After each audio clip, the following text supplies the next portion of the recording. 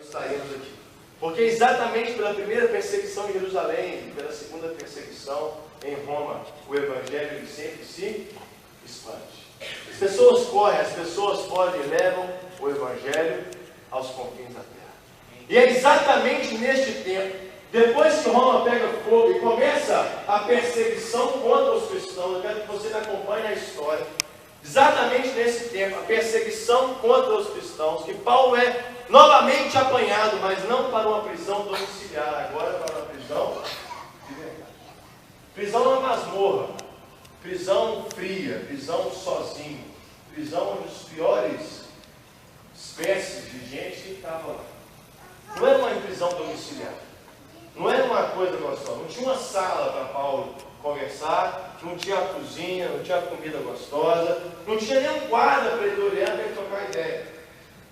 Ele estava lançado à miséria, na solidão, no frio, na noite, esperando a morte. Como eu sei que ele estava esperando a morte?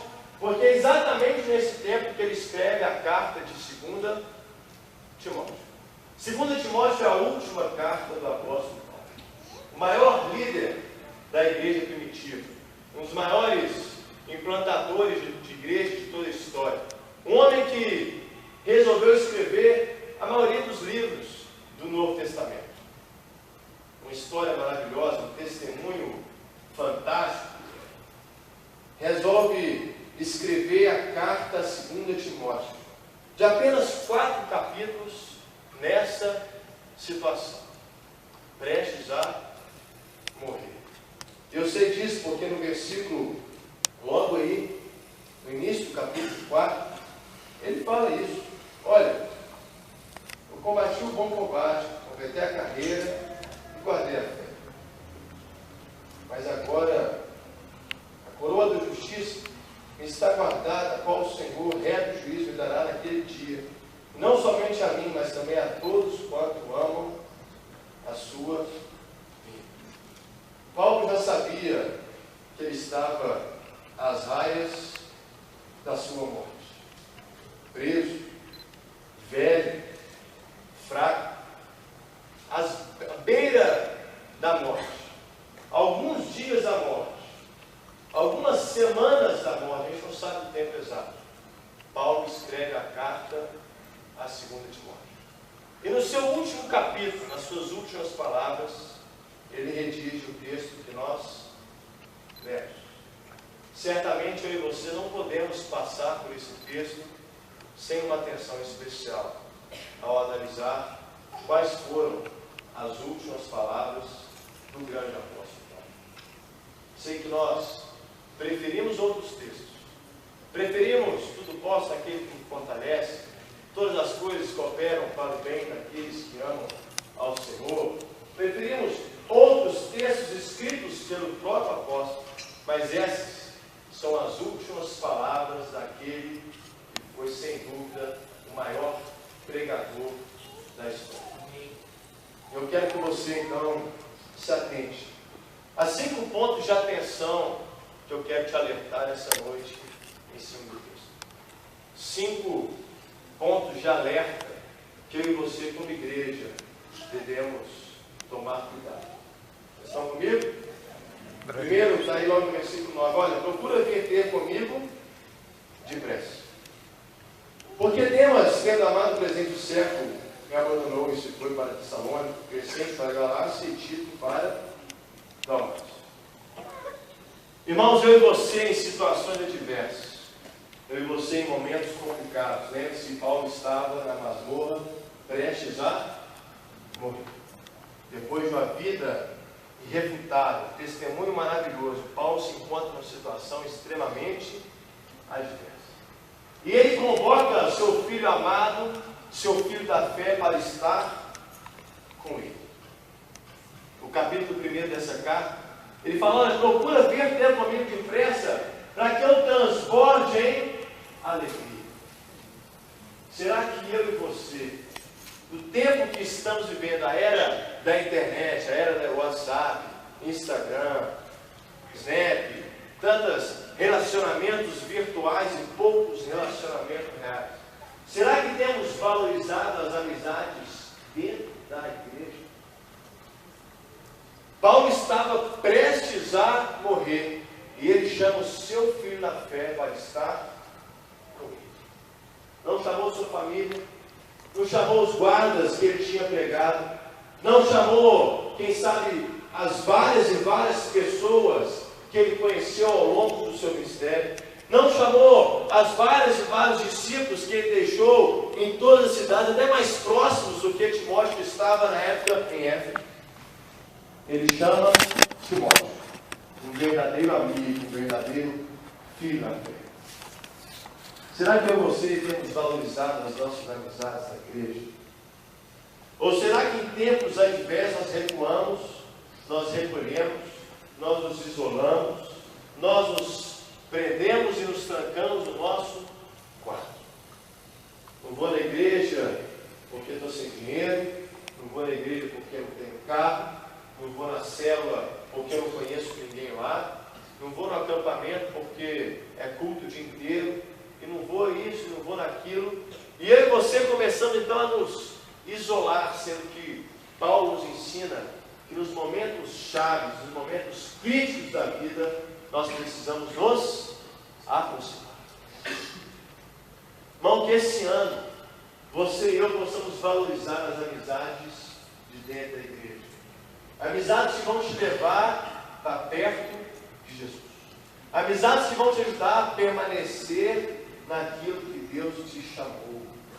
Amizades que vão te trazer para cima. Amizade que vai falar com você, ó, você não lê a Bíblia não? Vou ler junto com você. Você tem dúvida? Eu te ajudo. E não amizade que fala, ó, vamos matar a igreja hoje. E eles não estão com nada. Amizade que sai do culto, eles vão lanchar junto, mete o pau na igreja.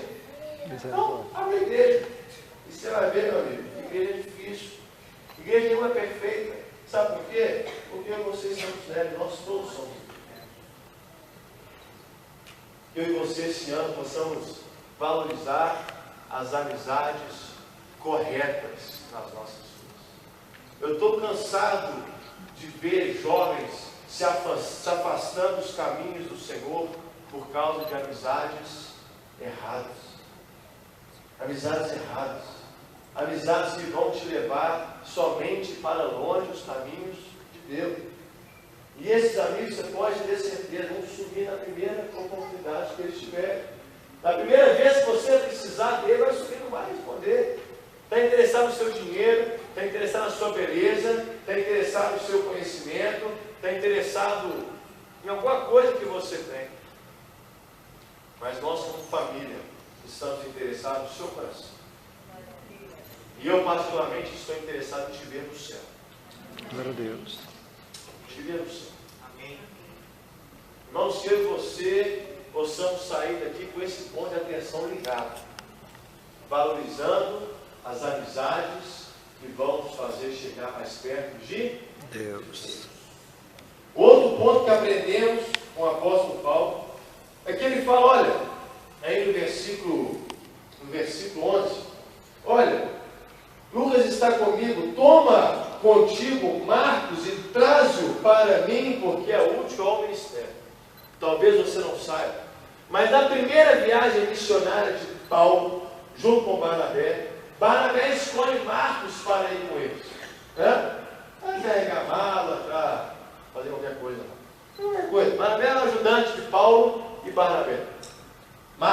João Marcos, o ajudante de Paulo e Barnabé. E na primeira oportunidade que ele tem, numa dificuldade, uma situação mais adversa, o cara volta para Jerusalém. Fica ruim. Deixa os missionários irem sozinhos. Quando Paulo vai fazer essa segunda viagem missionária, Barnabé conversa com ele e fala assim, ó, eu quero levar de novo quem? Marcos. Quer levar o Marcos de volta? Paulo fala, não, esse cara me abandonou lá. Esse cara não presta. Esse cara não é comprometido. Paulo diz a Bíblia que ele pega Silas, vai para um lado, Barnabé pega Marcos e vai para o outro. E anos mais tarde, na última carta de Paulo, a 2 Timóteo, que ele fala, traz para mim João Marcos, porque ele me é útil ao Senhor. A importância de eu e você sabemos perdoar. A importância de iniciarmos um ano perdoando as pessoas. O Brasil vive um momento difícil e muitas pessoas, principalmente jovens, têm perdido o emprego. E quantos de nós saímos da empresa onde nós aprendemos, onde nós ganhamos algum dinheiro, onde nós fizemos alguns contatos, reclamando, falando mal desse chefe, falando mal desse patrão, xingando a equipe de trabalho, quando foi traído pelas costas, e cria aquela mágoa no coração. Gente, talvez já esteja casado há 1, 2, 10 anos, e ainda tem aquela mágoa quando aquele primeiro namorado, aquele segundo namorado, que traiu, que fugiu, que fez gracinha, que postou uma foto não sei aonde. A importância de aprendermos a perdoar. Essa matéria do perdão é muito tratada em cultos, em pregações para pessoas mais velhas. Pessoas que se tornam velhas, como Paulo aqui já era um homem velho, e a pessoa precisa liberar perdão. Mas nós, jovens, hoje, quanta dificuldade temos de liberar perdão. Perdoar os nossos pais, perdoar nosso irmão mais velho, perdoar nosso irmão mais novo, perdoar nosso ex-chefe, nossa ex-namorada. Perdoar.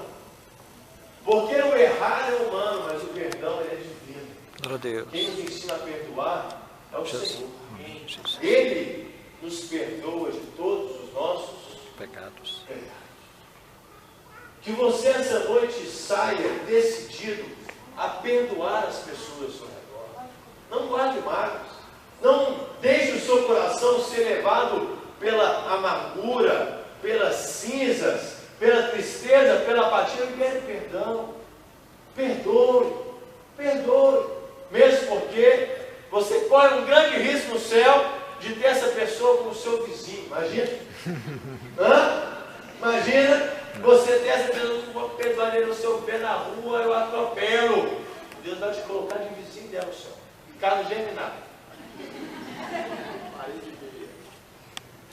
Perdoe as pessoas. Perdoe as pessoas. A nós não cabe condenar ninguém, a nós cabe amar, a nós cabe perdoar, a nós cabe abraçar. Está comigo? Amém. Nas últimas palavras de Paulo, então, ele nos ensina a nos aproximar de amizades verdadeiras que vão nos aproximar de Deus. Nos ensina a perdoar. Nos ensina também no terceiro ponto, no versículo 12. Quanto a ti, Tico não tinha largado ele não. Ele falou, algumas pessoas largaram ele no versículo 10. Quanto a ti, eu mandei ele para Éfeso.